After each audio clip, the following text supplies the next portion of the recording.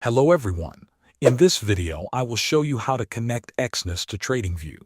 First, you need to know that Exness does not currently support a direct connection with TradingView through the built-in broker integration inside TradingView. This means you will not find Exness listed when you try to connect a broker inside the TradingView platform. However, this does not mean you cannot use TradingView tools while trading with Exness. In fact, Exness already uses the official TradingView chart system inside its own platform. To access this, start by logging into your Exness personal area using your account details. Once you are inside your dashboard, go to your MT5 trading account. You will see a trade option next to it. Click on Trade and then select Exness Terminal.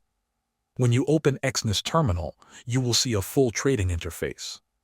The charts inside this terminal are powered by the official TradingView chart engine. This means you can use many of the same indicators, drawing tools, and chart features that you would normally use on TradingView.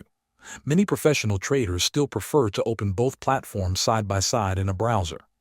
They use TradingView for deeper chart analysis and Exness Terminal or MT5 for executing trades. This setup helps them get more accurate insights and better control over their trades. Thanks for watching.